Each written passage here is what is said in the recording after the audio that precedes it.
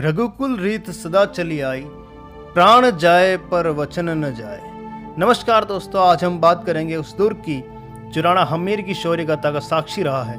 जी हाँ दोस्तों, रणथंभौर दुर्ग। यह दुर्ग राजस्थान के सवाई माधोपुर जिले में स्थित है।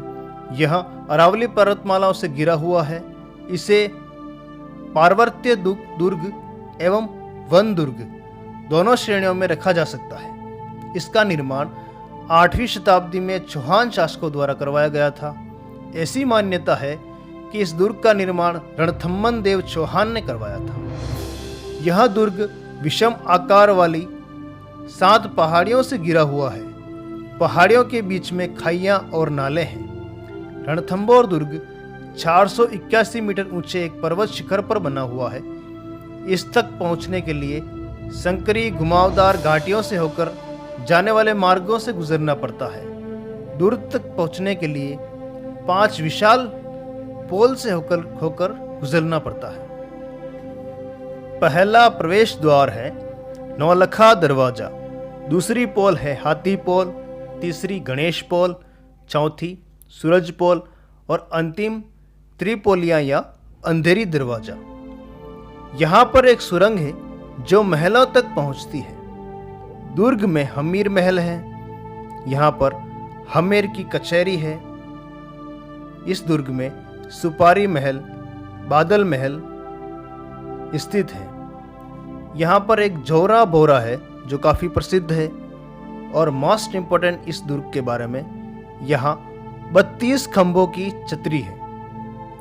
इस दुर्ग में जोगी महल, पीर सदरुद्दीन की दरगाह एवं प्रसिद्ध गणेश मंदिर है। इस दुर्ग में रनिहार तालाब हैं एवं किले के पार्श्व में पदमला तालाब स्थित है। यह दुर्ग राणा हम्मीर की शौर्य गाथा का साक्षी रहा है। अबुल फजल ने इस दुर्ग के बारे में कहा है, अन्य सभी दुर्ग नंगे हैं जबकि यह दुर्ग बख्तरबंद है। रणथंभौर के 13वीं सदी के शासक महाराणा हम्मीर किसी परिचय के मोहताज नहीं है। महाराणा हम्मीर ने कुल 17 युद्ध लड़े, जिनमें से 16 युद्ध में उन्होंने विजय हासिल की, परंतु 17वें युद्ध में उन्होंने वीरगति प्राप्त की। जलालुद्दीन खिलजी ने सन 1290 में रणथंभौर दुर्ग को जीतने के लिए घेरा डाला। बार बार असफल होने पर वह यह कहते हुए लौट गया कि ऐसे 10 दुर्गों को मैं मुसलमान के एक बाल के बराबर महत्व नहीं देता। कुछ समय पश्चात राणा हम्मीर ने अलाउद्दीन खिलजी के एक मंगोल विद्रोही मोहम्मद शाह और दूसरे केहबरू को शरण दी। तब खिलजी ने राणा हम्मीर को उन्हें लौटाने को कहा, लेकिन राणा हम्मीर ने शरणार्थियों को लौटाना अपनी शान के खिलाफ समझा। कहते हैं, तिरिया तेल हम्मीर हट छड़े न दूजी बार। तब अलाउद्दीन खिलजी ने रणथंभौर पर आक्रमण करने हेतु उलुग खां और नुसरत खां के नेतृत्व में सेना भेजी। इस आक्रमण में नुसरत खां की मृत्यु हुई तथा तुर्क सेना नाकामयाब रही। तब अलाउद्दीन खिलजी ने सेना लेकर स्वयं आना उचित समझा तथा 1 वर्ष तक दुर्ग पर घेरा डाले रखा, लेकिन उसे सफलता नहीं मिली। तब खिलजी ने हम्मीर के सेनापति रतिपाल तथा सेना नायक रणमल एवं एक अन्य अधिकारी सुरजन शाह को लालच देकर अपनी तरफ मिलाया। दुर्ग में उस समय तक खाद्य सामग्री का काफी अभाव हो चुका था। तब शत्रु पर अंतिम आक्रमण पर जाने से पूर्व राजपूत स्त्रियों ने रानी रंगदेवी के नेतृत्व में जौहर किया। रानी रंगदेवी ने रणथंभौर दुर्ग में स्थित पदमला तालाब में कूदकर जल जौहर किया। यह राजस्थान का प्रथम एवं एकमात्र जल जौहर माना जाता है। इसके बाद राजपूत सैनिकों ने केसरिया किया तथा घमासान युद्ध हुआ।